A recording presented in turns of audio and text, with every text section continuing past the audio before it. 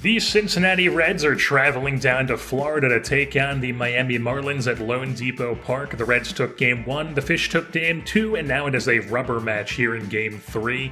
Toeing the slab for the Redlegs on the day is the right-hander Andrew Painter, claimed off waivers from the Philadelphia Phillies this season, making his 5th start here, looking to right the ship as he's been getting roughed up a bit here early this season.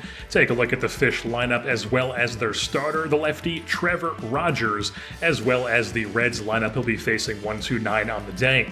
We'll start things off top half of the first inning. J.P. Crawford coming up and doing what he does. Sending one out to right center field up against the wall. An easy 2-bagger there for J.P.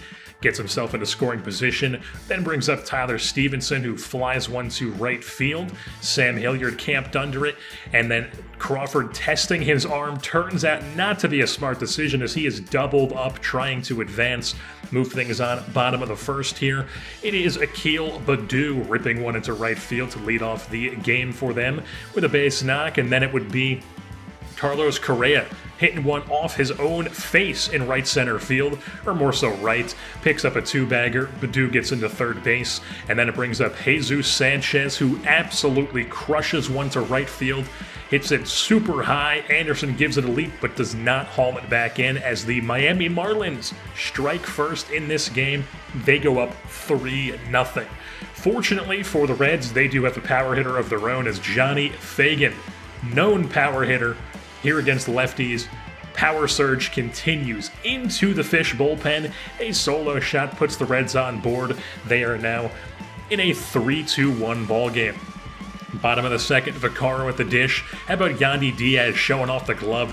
3-6-1 double play. Nothing else going on in that inning. Move things on. Top of the third, it's Scott Kingery, the former Arizona Wildcat, who's going to bloop one into right center field as Jesus Sanchez gives it a dive but cannot haul it in. So Kingery has himself a double there with the hustle. And then it brings up Merced, who checks his swing. Ball in the dirt. Does not allow Kingery to move up to third base. Another man thrown at third here in this game for the Reds. And then Taylor Walls, after Merced does nothing, comes up and hits one into left center field. That's going to roll up against the wall, and the fleet-footed Walls has himself a 2-out double to keep the inning alive. Move things on. It's J.P. Crawford taking a ball off the leg. Back-to-back base runners here. Brings up Tyler Stevenson as he grounds one past Correa. That's going to score Walls from second base easily. And the Reds continue to chip away. It's now a 3-2 ball game. Top of the fourth here now. Rosario comes up, rips one in the left field, keeps the inning alive. 2-out single. Brings up Scott Kingery. Jumps on the first pitch he sees, takes it down the left field line into the corner. Rosario scores from first base. An RBI double for Scott Kingery makes it a 3-3 ball game. So tied up here, bottom of the fifth. Vaccaro, ground ball up the middle, somehow gets past Walls there. Single to lead off the inning. Then with 2 outs, it's Carlos Correa grounding one, also somehow gets past Walls. So first and second here with 2 outs for the Marlins. Brandon Williamson comes on to try to get out of as that would end Andrew Painter's day. He enters for the 12th time this season, and he would proceed to throw a ball in the dirt, gets away from Stevenson, allows both runners to move up into scoring position. Fortunately, though, Williams perfectly places a fastball down and away, locks up Pete Alonso. He's a pair of shoes up there, and Williamson is hyped up as he gets out of the jam, keeps it at a 3-3 ball game. Moves it on to the top of the sixth here as Johnny Fagan. What's better than 1 home run? How about 2 home runs? An absolute blast to left field. Makes it a 4-3 lead here as the Reds pick their first lead of this ball game here in the 6th inning. And they were not done there. Joey Wentz, the left-hander, comes on here for the Fish out of the bullpen. And he would proceed to give up a little poke single from Rosario here as he picks up his 2nd single of the game. So he's on first here with 1 out, brings up Kingery. As Rosario goes and swipes second base, gets himself into scoring position. Kingery, unfortunately, then goes down on a curveball, so 2 down in the inning. Runner still on second base, brings up Adrian Merced, and he rips a ball up the middle. That's going to score Rosario, the fleet-footed runner, easily.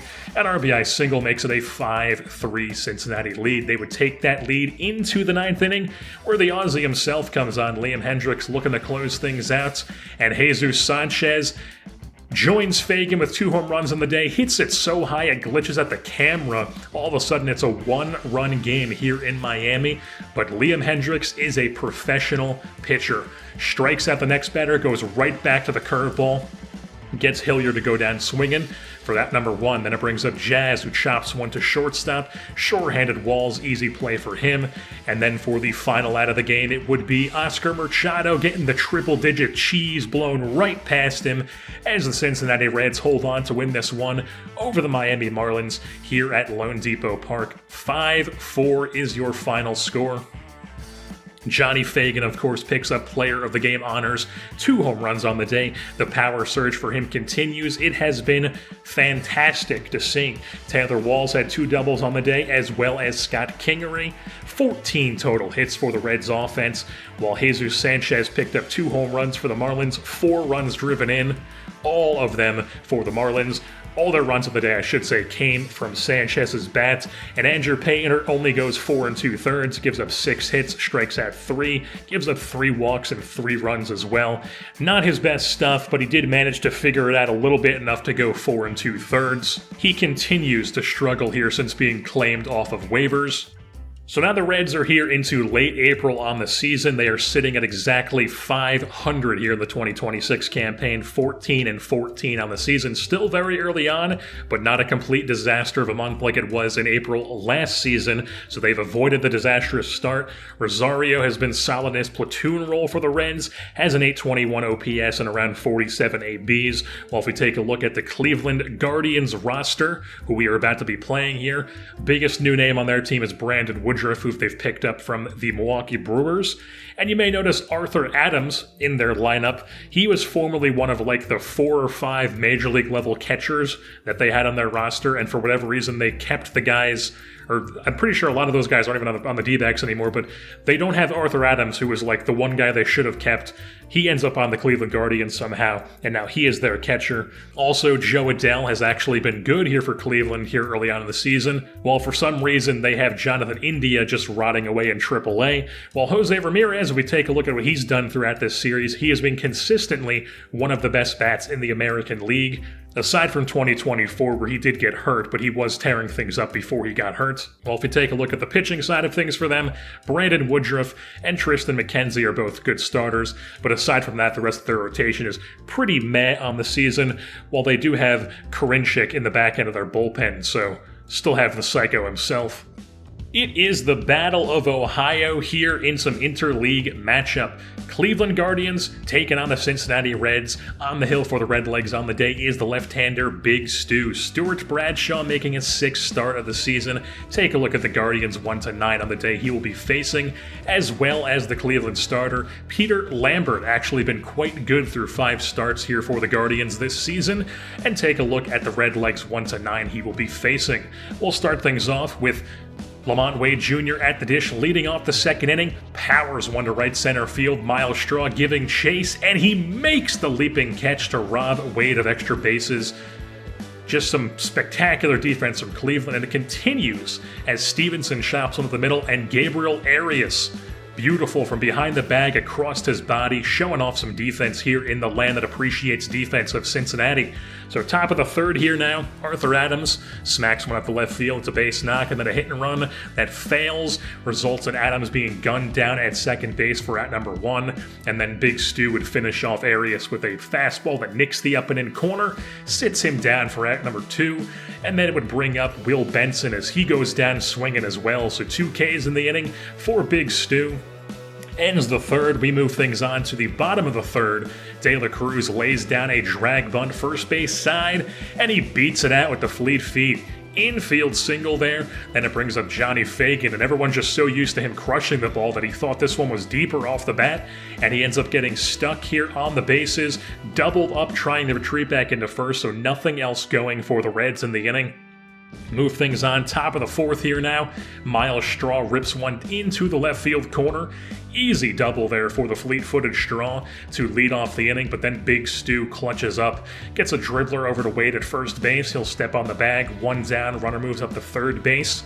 Brings up Ramirez, line drive, look out, scoop from De La Cruz, catches it on a line, out number 2. Franmil Reyes then comes up and spits on ball 4, very close, but he does take his base, so now extends the inning, makes it runners on the corners here with 2 outs, and then Josh Naylor goes down swinging on the big breaking ball. Nothing going for the Guardians as Big Stu gets out of the jam.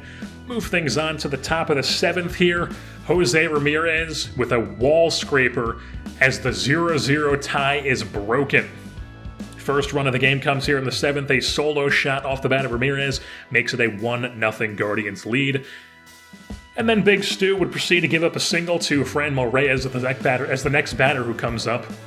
So he's on first base. Then it's Josh Naylor. He pokes one to the left side. Back-to-back singles here for Cleveland.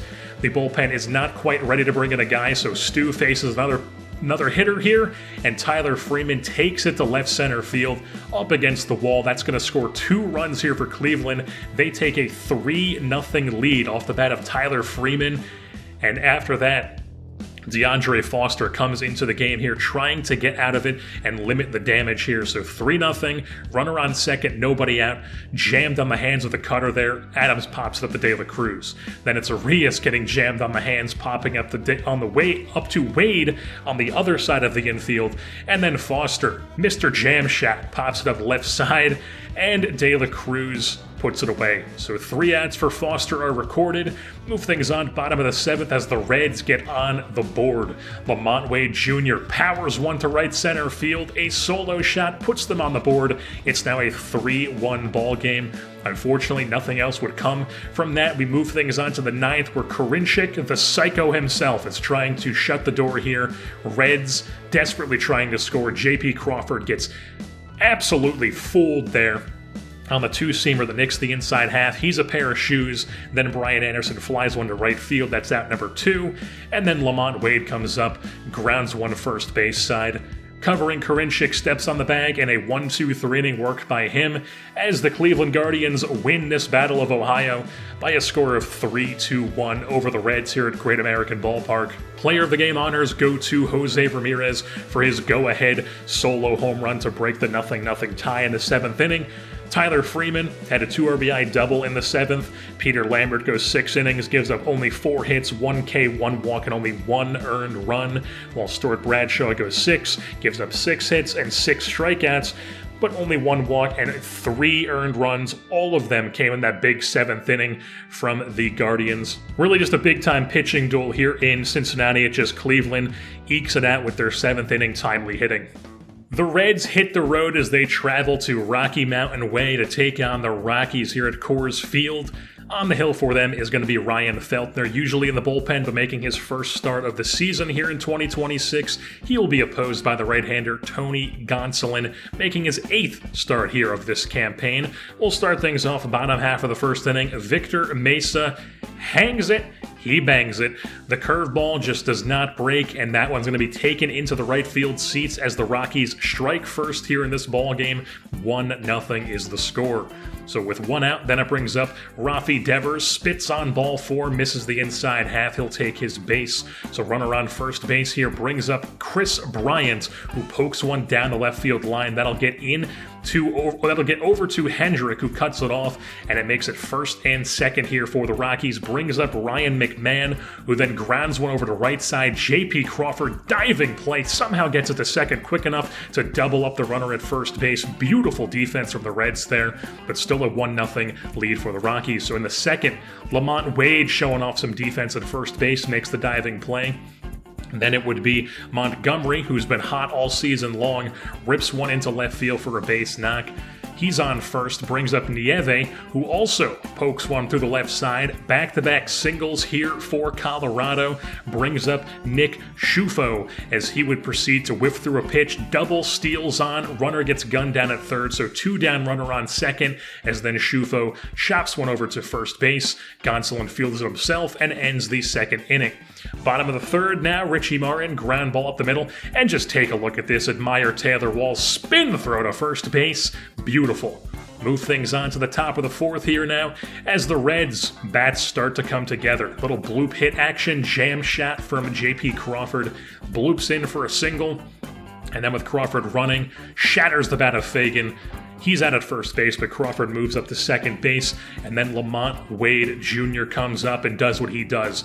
Rips it to right center field, gapping once again, off the wall, scores Crawford easily. It's a tie ball game here in Denver. So we now move things on. Bottom of the fourth here. Ryan McMahon, chopper up the middle. Walls knocks it down on the dive, but has no play at first base. It's an infield single for McMahon. So he's over there. Then it brings up the first baseman Taglia, who singles to the right side. Back-to-back base knocks there for Colorado. Benny Montgomery then delivers with 2 on, nobody out, left center field into the gap there. That's going to score 2 runs. An RBI double from Montgomery makes it a 3-1 Rockies lead. And then after that, it would bring up Shufo as he pokes one to the left side. Hendricks throw to the plate, gets the speedy Montgomery. An absolute seed from Austin Hendrick.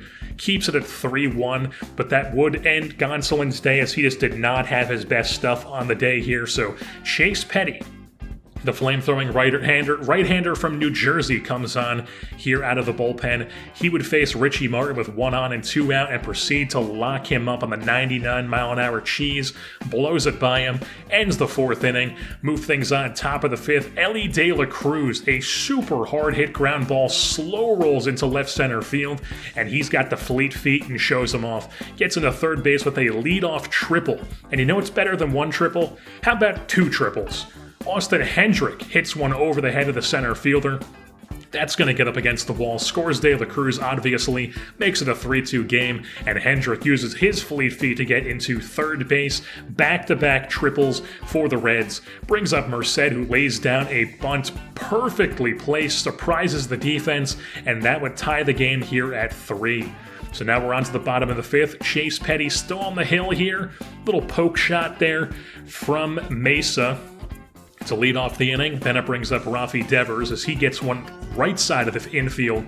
Wade gives it a slide but cannot make the play, so it's second and third here upcoming for the Rockies. Nobody out. First base open. They intentionally walk Chris Bryant to set up the force at any base here, but then unfortunately it would be Ryan McMahon who delivers with a shot over the head of Adrian Merced off the wall. This is going to score 2 for the Rockies as they make it a 5-3 lead here for their ball club. So nobody out, 2 on, second and third. Dylan Coleman, the flame-throwing righty, comes on here to limit the damage. First batter he faces, Taglia, goes down on the slider. So that's 1 down in the inning, strikes him out. That would bring up Montgomery, who has been on fire, but he pops this one up into left field. They do not test Hendrick's arm again, so that's 2 down, and then Nieve comes up, flies one to right center field. Adrian Merced ranges over to it, puts it away for out number 3, and Coleman does indeed limit the damage. Robert Stevenson, the former Red, came on in the top of the 7th for the Rockies. De La Cruz, once again going gapping. Left center field over the diving glove of the left fielder. That's going to be a double for him as he does not stretch it. So he's on second base. Austin Hendrick then bloops one into left field. That's going to land in. De La Cruz scores from second. RBI single makes it a 1-run game. It's 5-4. Brandon Williamson on for a second inning of work here in the 7th inning. Gives up a slicer down the left field line. Rafi Devers has himself an easy 2-bagger there to lead off the inning. So he's immediately in scoring position. Then with 1 out, it brings up Ryan McMahon, chops one through the left side. They hold up Devers at third base. Runners on the corners here as Tyler Rogers comes on, the man who has not given up a run yet this season. But unfortunately, he would do that here as Taglia chops one over to Wade. Takes too long to make a decision. He could have easily gotten the runner at home. Instead, waits a second, tries the double play. They get nothing. Run comes in. It's now a 2-run lead for the Rockies. Move things on to the 9th inning. David Merced comes on. Wade does fortunately get on base here to lead off the inning with a bloop shot into right field. So he's on base. They would then pinch run with Jay Allen to get some extra speed out there. But unfortunately, Anderson comes up. He's first pitch swinging. Ground ball up the middle. Flip behind the back from the second baseman gets the lead runner. So Allen is immediately wiped out. Anderson stays on at first base. Tyler Stevenson rips one over the head of the left fielder. Punches it out there. And Anderson's going to try to score from first base here. And an absolute seed on the relay for Richie Martin. perfect. Gets Anderson at the plate, still 6-4 is the score. De La Cruz unfortunately just pops one up the left field, and there's nothing going for the Reds in the inning. Rockies hold on to win this one 6-4 here as they defend Coors Field and come away with the victory. Victor Mesa Jr. gets Player of the Game honors. He was 2 for 4 on the day with a home run in the first inning. De La Cruz goes 2 for 4 with a triple and a double. Hendrick goes 2 for 3 with a triple and 2 runs driven in. Wade had an RBI double on the day. Devers goes 2 for 2 with 2 doubles and 2 walks. 13 hits for the Rockies, 10 hits for the Reds. Gonsolin definitely didn't have his best stuff on the day, but the Reds do make it close, but unfortunately, the Rockies do come out on top. So with that being said, that's going to wrap things up here for this edition of the Cincinnati Reds franchise here on MLB The Show 22. I've been your host, Jerseyborn, and I'm saying, Marlon Chito Vera.